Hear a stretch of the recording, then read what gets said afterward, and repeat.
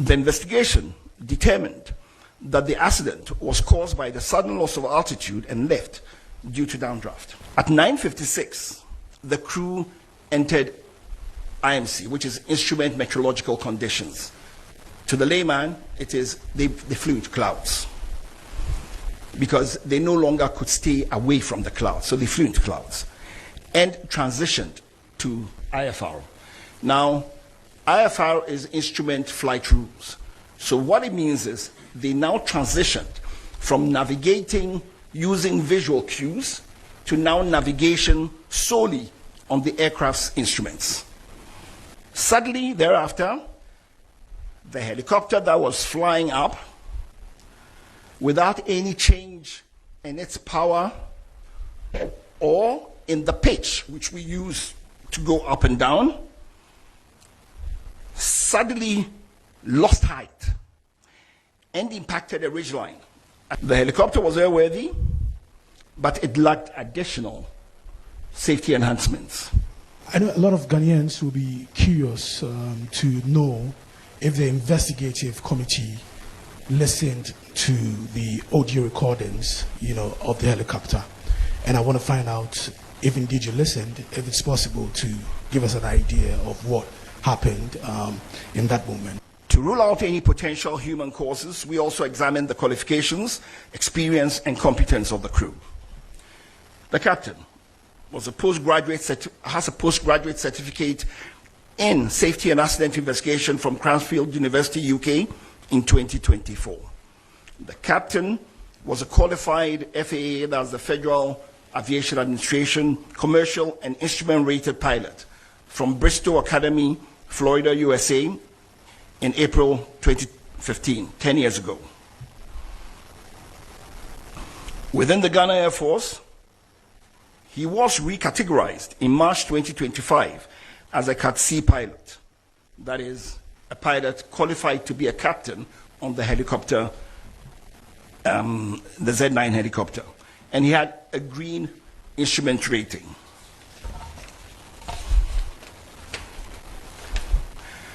In the Air Force, they have gradings for pilots, categories for pilots from A to D. D being, depends on what you call high and low, D being for the initial, sort of, and then you go all the way to A. It's interesting to note that for quite a while, and as at now in the Air Force, the highest category is Cat C. So the pilot was totally competent to be flying this plane.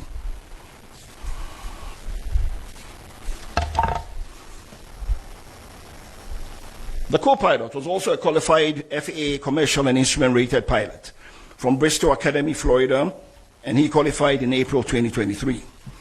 In December 2024, he was recategorized within the Ghana Air Force as a Category D pilot on helicopter type with a white instrument rating. To further rule out any potential human causes, we examined the medical and psychological records of the crew. A review of the medical and personal records revealed no known medical or psychological conditions in the captain, co-pilot, or technician at the time of flight. All three were described by witnesses as calm, prepared, and professional during the pre-flight activities. Fatigue or medication was not considered to have materially affected their performance on the day of flight.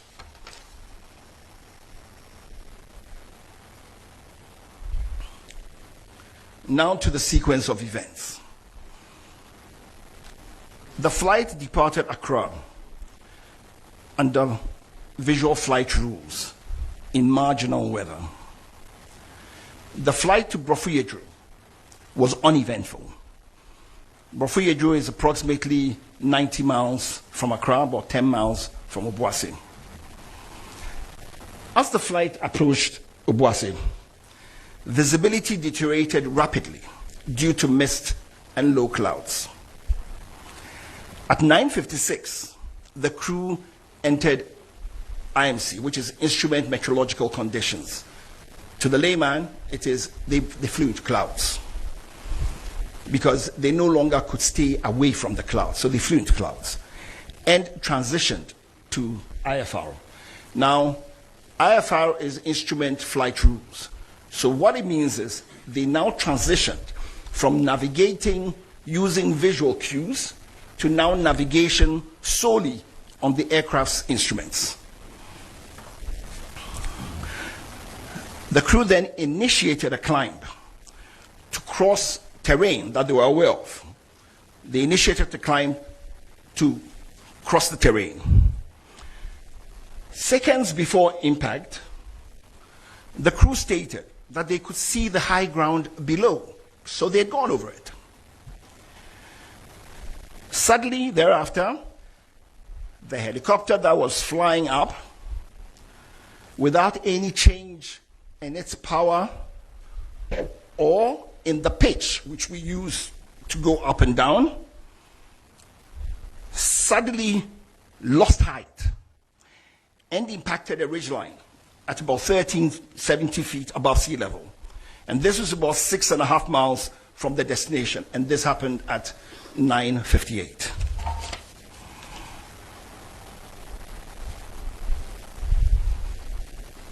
Said all that.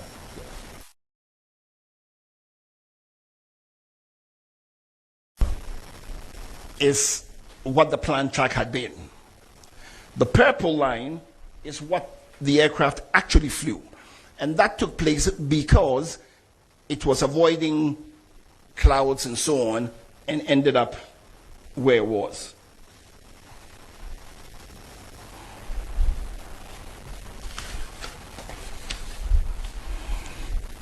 Now to our findings. The helicopter was airworthy, but it lacked additional safety enhancements. For instance, the terrain awareness warning system.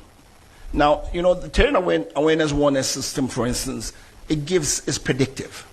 So what it does is it tells you, warns you, it gives you a better picture of the situation and puts the pilots in a better, it gives them, puts them in a position to make better judgments, to be able to see everything and be able to foretell if there are any things that could possibly create a problem. But they lack additional safety enhancements required for the weather phenomenon over that terrain.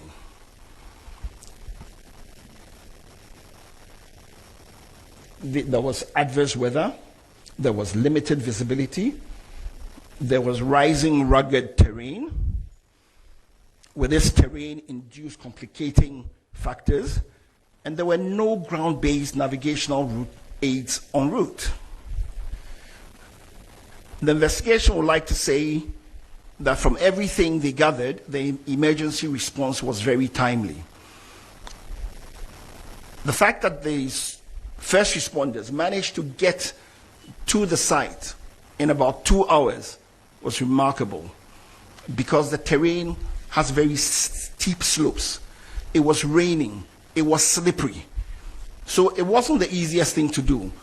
When we went to the site, it was also raining and it was very slippery. And we struggled using sticks and everything to try to get up there.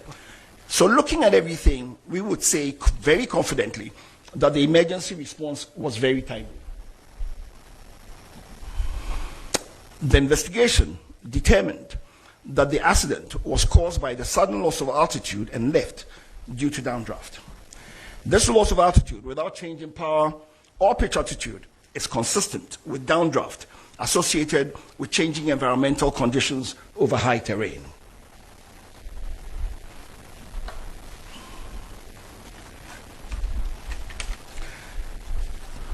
In our findings also, we said there's limited national navigational capacity, a capability for en route and remote area weather services. We also looked at training and realized that the Air Force doesn't have much simulator training. We looked at flight monitoring and realized that there was no flight data monitoring also taking place. For flight following and tracking of aircrafts, we realized that it was also not there. There's no secondary surveillance radar, no automatic dependent surveillance broadcasts, or any other real-time tracking of aircraft.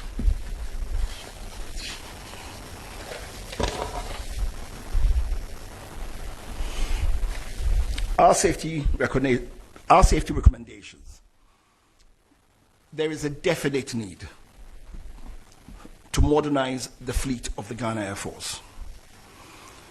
We have recommended that the Air Force acquire modern aircraft with terrain avoidance warning systems and modern navigation systems. That the aircraft should have cockpit voice recorders and flight data recorders, which are the audiovisual capable types. That the Air Force should invest in simulators for recurrent training.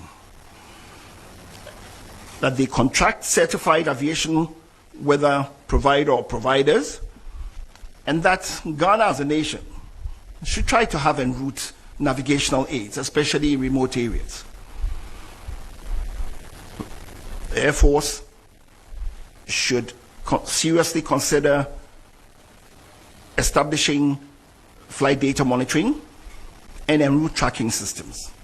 And finally, we believe that they need to acquire ground support equipment, modernize what they have.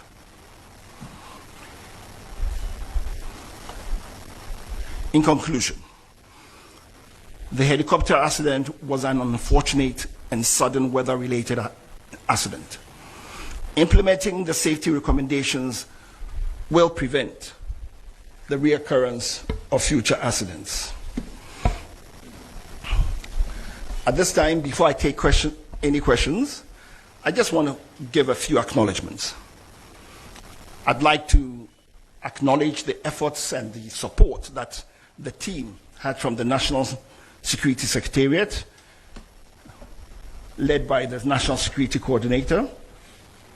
It made what was a really difficult job for us much easier to do, and encouraged us to do and persevere to come up with these results. I know a lot of Ghanaians will be curious to know if the investigative committee listened to the audio recordings, of the helicopter. And I want to find out if indeed you listened, if it's possible to give us an idea of what happened in that moment. And then the second question, you talked about modernizing the fleet of the Ghana Armed Forces.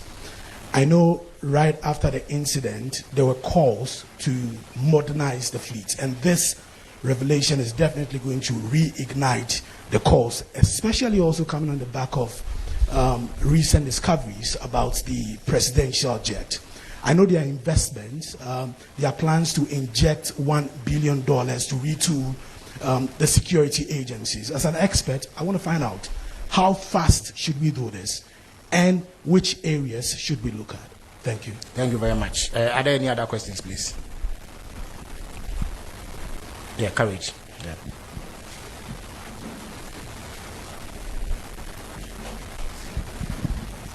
Komla Kulicha, I work at Media General. What was the sudden cause of the loss of altitude for the aircraft, and also the fact that there was postponement in the airworthiness of the helicopter? One, was there an understanding why the Ghana Air Force postponed the initial maintenance of the Z9, and what was the reason behind this? Thank you very much. Any other questions, please? Okay, so Captain Fojo would answer these, after which we'll come back for another round of questions. Thank you very much.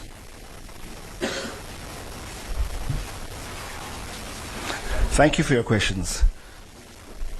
Yes, we listened to the CVR. We listened to it several times. And it is part of what informed us of what caused the accident. And for modernization of the fleet, we think it should be done immediately. Tomorrow is not fast enough. As soon as the country can afford and do it, we should do it, because it would help the Air Force with this core mandate, part of which is to fly dignitaries all over the country. And I think we owe it to ourselves as a nation to make sure that we have aircraft fit for purpose, aircraft that are the highest technology, to make sure that everything is very, very safe. Yeah. To the sudden loss of altitude, I'm sure it was in one of the slides. When you over rugged territory, that's over terrain, dependent on the steepness and so on and so forth, it's very easy to have turbulence. It's caused by eddies and rotors. It's an aviation phenomena, right?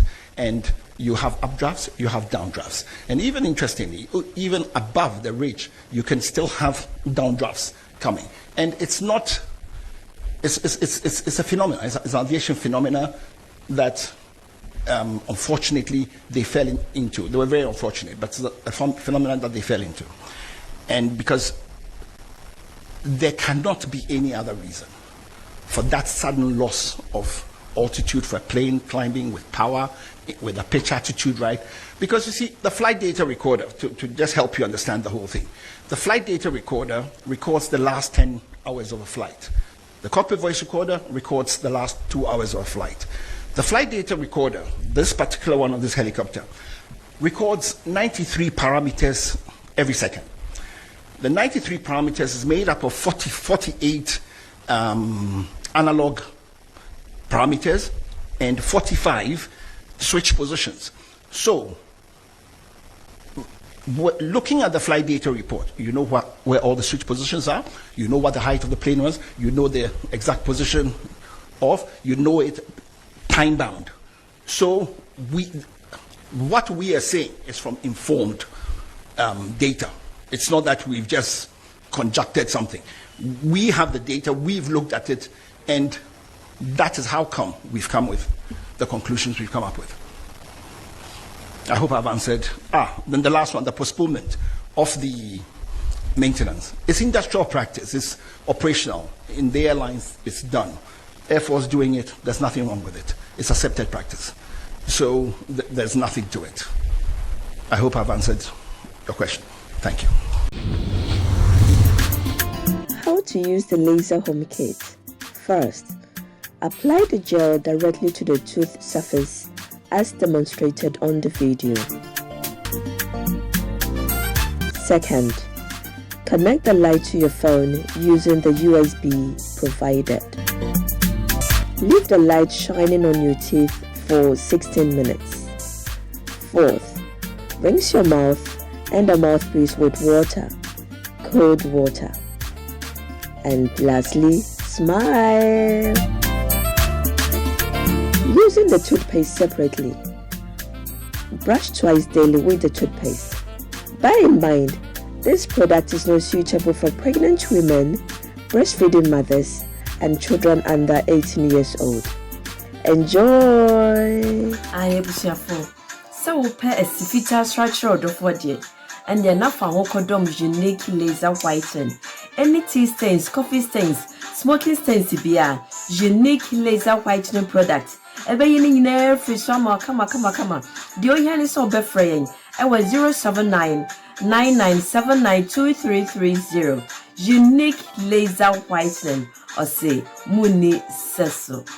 I was so more bumble here. Nami Papa Mudi, Pro Technologies, and Nami come from our Annie Pro Technologies. We are specialized in both sales and installation of CCTV cameras. Yet on ESA install CCTV cameras in the Sour Ghana and NASA brochure now fear Ghana. Now beso CCTV camera installation. We need Pro Technologies and in South. We CCTV camera installation, electric fence, automated gate, access control, video doorbell. Opedia, man, nane buansu that form. Ni general construction. So pesi si ufie di mau, say ya bansoro. Dentia, so washasiye, na pesi ready bow, and after na pesi si di mawono. Wuni en emi South. Niye de wubuni se. Ye no yina ne webo chimemuha. Any a branch, ewa Ghana. Na eni mo bra wobre. Inte so sika fire nsemua. Srobiya enim, udad. Da, e debi wa pesi osi. Play beer. And when she saw here solar power, and a bamba house and same idea, only Pro Technologies, and Miss our so, yeah, smart home, a bathroom video be a person show fee, and now intercom, a bihujuma, and yes, fancy interior decoration, yes, Sufi and a mount, and now our Sufi, now Pessi, yes, you hold the maw, say a your office, you be travel neat, near a car tracker, and a GPS, I'll bet media track your car, you be a car and then be a bit my hair, a phone so, and register what phone video be, now who can first install it, and now the settings, yeah, be a